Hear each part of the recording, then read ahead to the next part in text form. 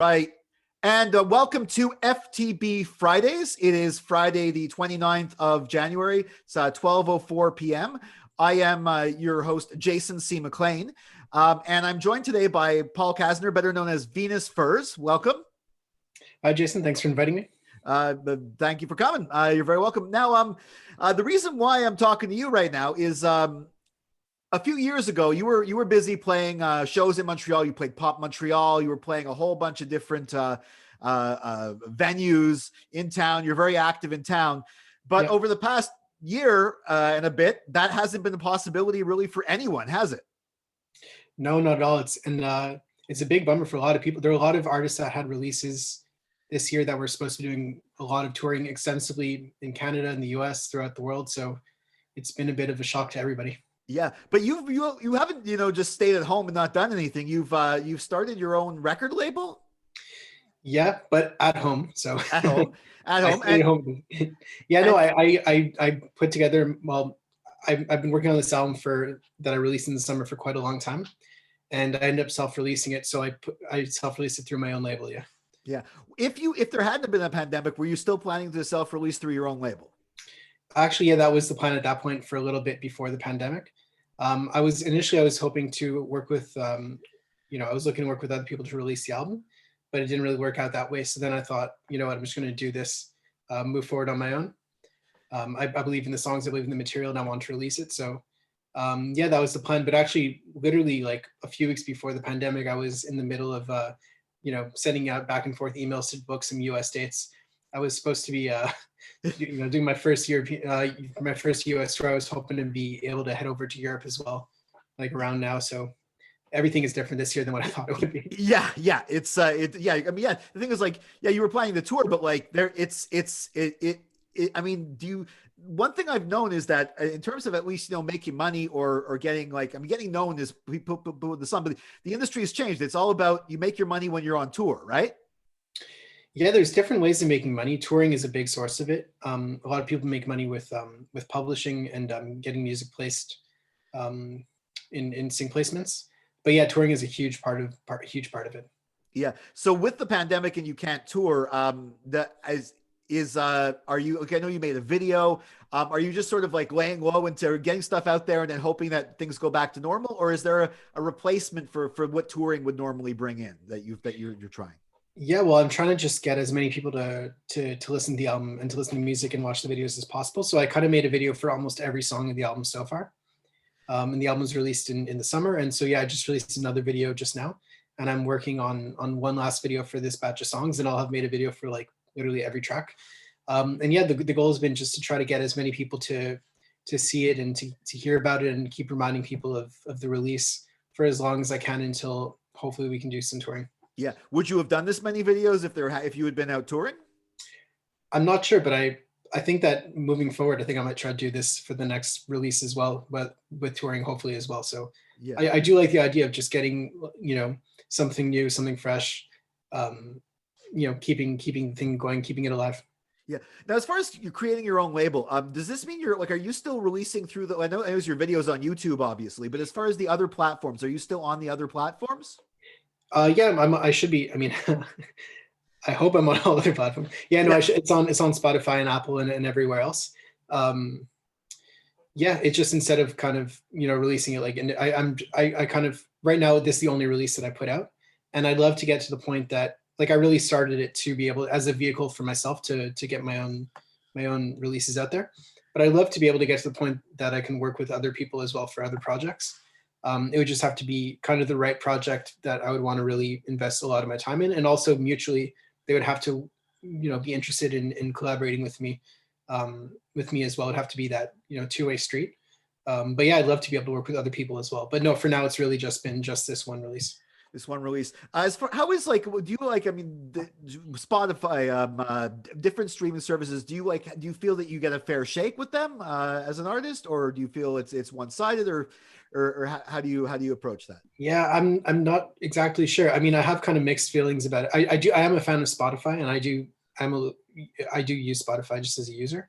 I find it's really great for like the way they've done a particularly great job with their algorithms. I find to get like to keep listening to music beyond what you were initially going to listen to in that first place. But I mean, I'm kind of at my level, I'm not making like a fortune anyways, even if I was getting like a huge royalty rate for a stream. I don't think it wouldn't be, I think it's more like people that are really getting a lot of traction, people that are already established. Those are the people that would be like game changing to make more money from streaming. Someone like at my level, it's not making a huge impact. So if it were to change, like I know this has been a lot of a big topic of conversation recently and there's been a movement to get Spotify to pay more for royalties. And that would be great. For me, it would be almost more like symbolically, more, I guess, more like respected as an artist to get paid a bit more, but it wouldn't necessarily have that huge dent. But I mean, Spotify is, to me, I'd like it to feel more like a fair kind of deal between the artist and Spotify, because without artists and without music, there's nothing on Spotify's platform. That being said, Spotify does offer a lot of great things to users, and they also have, they're making a lot of revenue with people subscribing to premium and also, running ads and with ad revenue. So there is a lot of money coming in, and I don't know enough about the details to know if it's fair or not. I mean, I suspect that it could be more fair. Yeah. Do you think with the pandemic though, and the fact that the whole aspect of money from touring is taken out of the equation, do you think that maybe there's maybe more like I guess that could lead to a greater push for companies like Spotify to give a little bit more back, because right now you got to somehow compensate for what you're losing, like maybe make it change because I mean venues are like Oshiaga's book, it's supposedly happening this summer. Like there's stuff that's supposedly happening, but and there's already shows people like performing to people in bubbles, I think, car concerts and stuff like that. But I mean, from what I'm not, neither of us are, I think, are an epidemiologist, but from what you're hearing, do you think that you might be able to tour this summer? I'm not sure. This summer is like a big maybe. I think the fall, to me, it's like the fall and the winter are like maybe, but more reasonable. Like fall and then like next year. Summer is a big maybe. And maybe with outdoor shows, that's that's more reasonable of an expectation.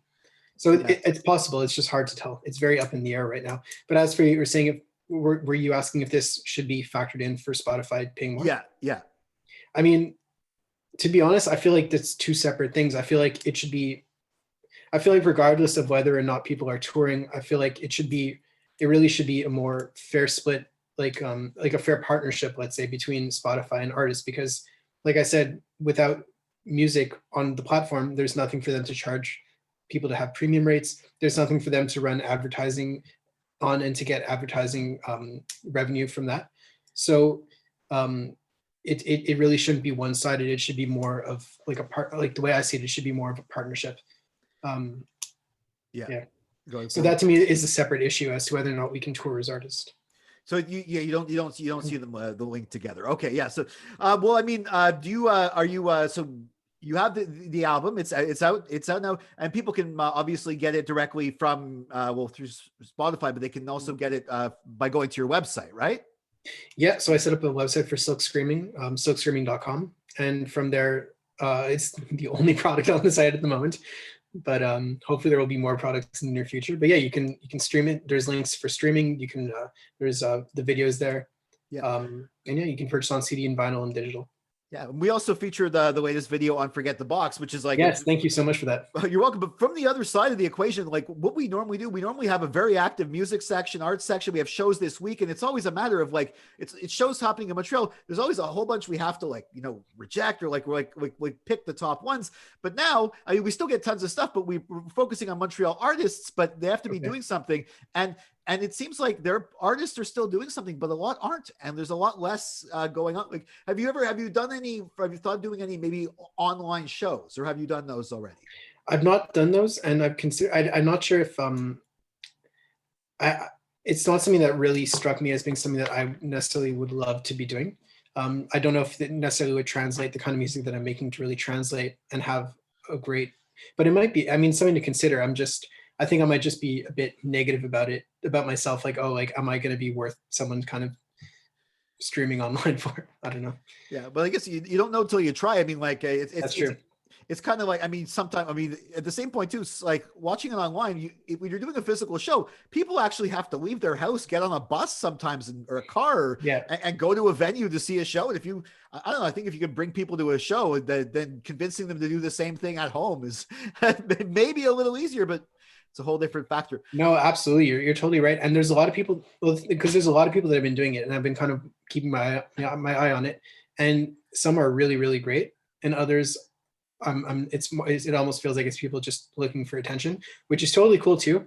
But I just want to make sure that if I was going to do it, that it would be something that's worth other people to actually kind of look at, and not just kind of glance at for a second, and be like, okay, like I get it, and then move on. Exactly. Okay. Well, thank you very Not much. that I want to criticize. I'm sorry. I don't mean to criticize. Like, I'm not to say that people shouldn't be doing it. I just, for myself, to, before I do something, I like to have a bit more of like, okay, is it like to make it sure it's meaningful enough to put the effort into it. I don't know. I don't even know what I'm saying. No, it's fair enough. I don't think anybody really 100% knows what they're doing in these times. Yeah, that's true. Especially artists. Well, I want to thank you very much for joining us today. Now, again, it's silkscreaming.com. Yep. That's the record. You could also search for Venus Furs on Facebook, on I guess all the platforms, right? Twitter, everywhere. Spotify, Apple, Pornhub. Montreal, inside Montreal joke. That's it. Yeah, it's a Montreal-based company. You're originally a Montrealer, or? Yeah, I was born in Montreal. Yeah. Yeah, me too. All right. Well, thank you very much for joining us. And you can also give us a like and a share and subscribe on YouTube to Forget the Box. Follow us on Facebook, Twitter, and of course, for daily content, you can follow me at Jason C. McLean on Twitter. And for Forget the Box for daily content, check out forgetthebox.net. We'll see you next week for another FTB Fridays.